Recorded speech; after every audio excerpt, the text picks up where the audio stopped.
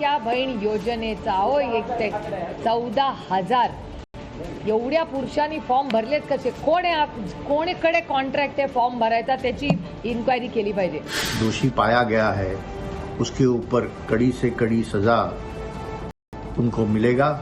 महाराष्ट्र में चुनाव खत्म हुए 8 महीने बीत चुके हैं और एक बार फिर से सबसे चर्चित लाडकी बहन योजना महाराष्ट्र की पॉलिटिक्स के सेंटर में है, क्योंकि जिस योजना को महाराष्ट्र विधानसभा चुनाव में गेम चेंजर कहा जा रहा था, जिस योजना के बल पर बीजेपी, शिंदे, शिवसेना और अजीत की एनसीपी की तिकड़ी ने सबसे मजबूत महाविकास अघाड़ी को मात दी थी, जिस योजना से देवेंद्र फडणवीस ने सत्ता में वापसी की थी, उसी योजना में बहुत बड़ा घोटाला हो गया है।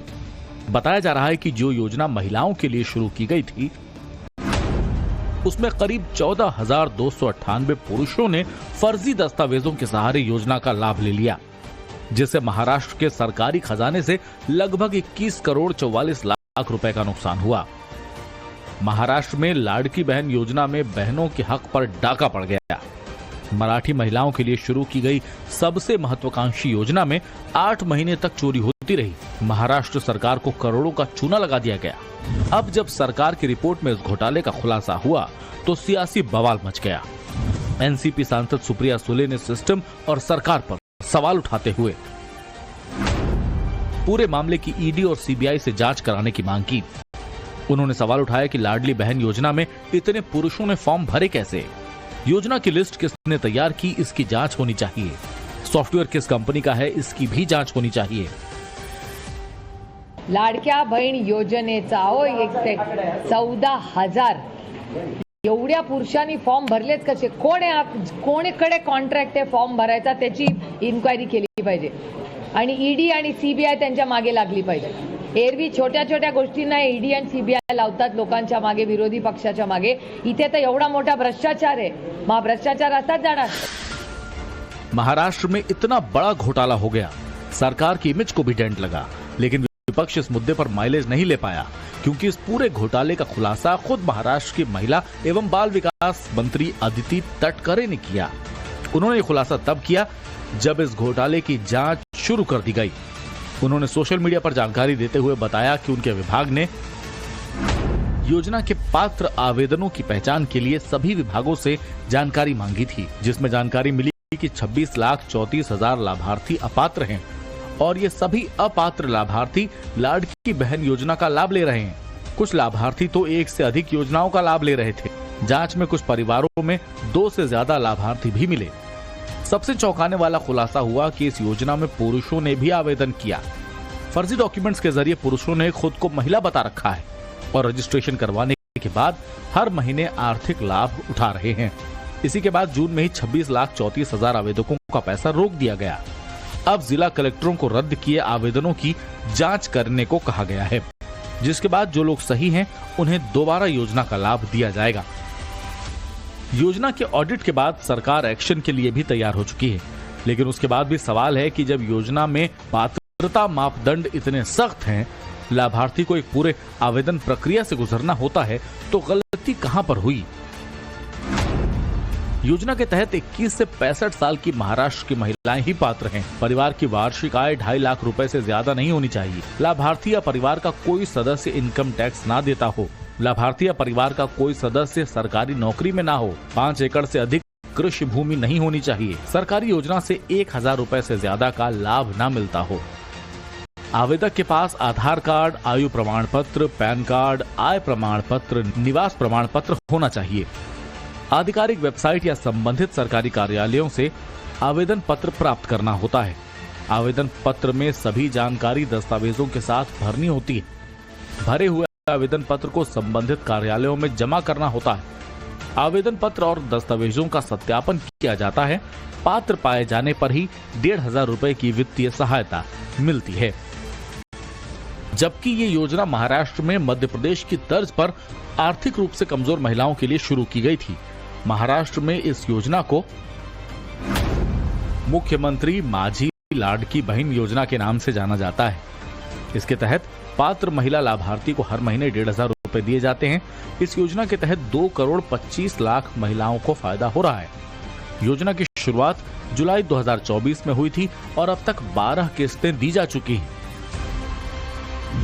ये योजना जितनी फायदेमंद महाराष्ट्र की गरीब तबके की महिलाओं के लिए रही, उतनी ही फायदेमंद सरकार के लिए भी साबित हुई। यही वजह है कि जिन लोगों ने सरकार को गुमराह करके फर्जी दस्तावेज लगाकर और गलत तरीके से योजना का लाभ लिया है, उसके खिलाफ सख्त एक्शन की तैयारी की जा रही है। इस मामले में अब डिप्टी सीएम अजित पवार ने साफ तौर पर कहा कि जिन पुरुषों ने फर्जी तरीके से लाभ लिया, उनसे पैसे वसूले जाएंगे। खेल मंत्री दत्तात्रेय भरणे ने कहा कि जिन पुरुषों ने फायदा लिया, उनके खिलाफ जो योजना महिलाओं के लिए शुरू की गई थी, उसमें करीब 14,298 पुरुषों ने फर्जी दस्तावेजों के सहारे योजना का लाभ ले लिया, जिससे महाराष्ट्र के सरकारी खजाने से लगभग 21 करोड़ 44 लाख रुपए का नुकसान हुआ। महाराष्ट्र में लाड़की बहन योजना में बहनों के हक पर डाका पड़ गया। मराठी महिलाओं के लिए शुरू की गई सबसे महत्वाकांक्षी योजना में 8 महीने तक चोरी होती रही। महाराष्ट्र सरकार को करोड़ों का चूना लगा दिया गया। अब जब सरकार की रिपोर्ट में इस घोटाले का खुलासा हुआ तो सियासी बवाल मच गया। एनसीपी सांसद सुप्रिया सुले ने सिस्टम और सरकार पर सवाल उठाते हुए पूरे मामले की ईडी और सीबीआई से जांच कराने की मांग की। उन्होंने सवाल उठाया कि लाडली बहन योजना में इतने पुरुषों ने फॉर्म भरे कैसे? योजना की लिस्ट किसने तैयार की, इसकी जांच होनी चाहिए। सॉफ्टवेयर किस कंपनी का है, इसकी भी जांच होनी चाहिए। लाडक्या बहीण योजनेचा 14,000 एवढ्या पुरुषांनी फॉर्म भरलेच कसे? कोणीकडे कॉन्ट्रॅक्ट आहे फॉर्म भरायचा, त्याची इन्क्वायरी केली पाहिजे आणि ईडी आणि सीबीआय त्यांच्या मागे लागली पाहिजे। एरवी छोट्या छोट्या गोष्टींना ईडी आणि सीबीआय लावतात लोकांच्या मागे, विरोधी पक्षाच्या मागे। इथे तर एवढा मोठा भ्रष्टाचार आहे, मग भ्रष्टाचार असाच जाणार। महाराष्ट्र में इतना बड़ा घोटाला हो गया, सरकार की इमेज को भी डेंट लगा, लेकिन विपक्ष इस मुद्दे पर माइलेज नहीं ले पाया, क्योंकि इस पूरे घोटाले का खुलासा खुद महाराष्ट्र की महिला एवं बाल विकास मंत्री अदिति तटकरे ने किया। उन्होंने खुलासा तब किया जब इस घोटाले की जांच शुरू कर दी गई। उन्होंने सोशल मीडिया पर जानकारी देते हुए बताया कि उनके विभाग ने योजना के पात्र आवेदनों की पहचान के लिए सभी विभागों से जानकारी मांगी थी, जिसमें जानकारी मिली कि 26,34,000 लाभार्थी अपात्र हैं और ये सभी अपात्र लाभार्थी लाडकी बहन योजना का लाभ ले रहे हैं।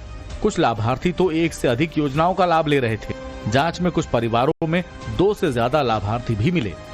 सबसे चौंकाने वाला खुलासा हुआ कि इस योजना में पुरुषों ने भी आवेदन किया। फर्जी डॉक्यूमेंट्स के जरिए पुरुषों ने खुद को महिला बता रखा है और रजिस्ट्रेशन करवाने के बाद हर महीने आर्थिक लाभ उठा रहे हैं। इसी के बाद जून में ही 26,34,000 आवेदकों का पैसा रोक दिया गया। अब जिला कलेक्टरों को रद्द किए आवेदनों की जांच करने को कहा गया है, जिसके बाद जो लोग सही हैं उन्हें दोबारा योजना का लाभ दिया जाएगा। योजना के ऑडिट के बाद सरकार एक्शन के लिए भी तैयार हो चुकी है, लेकिन उसके बाद भी सवाल है कि जब योजना में पात्रता मापदंड इतने सख्त हैं, लाभार्थी को एक पूरे आवेदन प्रक्रिया से गुजरना होता है, तो गलती कहां पर हुई? योजना के तहत 21 से 65 साल की महाराष्ट्र की महिलाएं ही पात्र हैं। परिवार की वार्षिक आय 2.5 लाख रुपए से ज्यादा नहीं होनी चाहिए। लाभार्थी या परिवार का कोई सदस्य इनकम टैक्स ना देता हो। लाभार्थी या परिवार का कोई सदस्य सरकारी नौकरी में ना हो। 5 एकड़ से अधिक कृषि भूमि नहीं होनी चाहिए। सरकारी योजना से 1,000 रुपए से ज्यादा का लाभ ना मिलता हो। आवेदक के पास आधार कार्ड, आयु प्रमाण पत्र, पैन कार्ड, आय प्रमाण पत्र, निवास प्रमाण पत्र होना चाहिए। आधिकारिक वेबसाइट या संबंधित सरकारी कार्यालयों से आवेदन पत्र प्राप्त करना होता है। आवेदन पत्र में सभी जानकारी दस्तावेजों के साथ भरनी होती है। भरे हुए आवेदन पत्र को संबंधित कार्यालयों में जमा करना होता है। आवेदन पत्र और दस्तावेजों का सत्यापन किया जाता है। पात्र पाए जाने पर ही 1,500 रुपए की वित्तीय सहायता मिलती है। जबकि ये योजना महाराष्ट्र में मध्य प्रदेश की तर्ज पर आर्थिक रूप से कमजोर महिलाओं के लिए शुरू की गई थी। महाराष्ट्र में इस योजना को मुख्यमंत्री माझी लाडकी बहन योजना के नाम से जाना जाता है। इसके तहत पात्र महिला लाभार्थी को हर महीने 1,500 रुपए दिए जाते हैं। इस योजना के तहत 2 करोड़ 25 लाख महिलाओं को फायदा हो रहा है। योजना की शुरुआत जुलाई 2024 में हुई थी और अब तक 12 किस्तें दी जा चुकी हैं। ये योजना जितनी फायदेमंद महाराष्ट्र की गरीब तबके की महिलाओं के लिए रही, उतनी ही फायदेमंद सरकार के लिए भी साबित हुई। यही वजह है कि जिन लोगों ने सरकार को गुमराह करके फर्जी दस्तावेज लगाकर और गलत तरीके से योजना का लाभ लिया है, उसके खिलाफ सख्त एक्शन की तैयारी की जा रही है।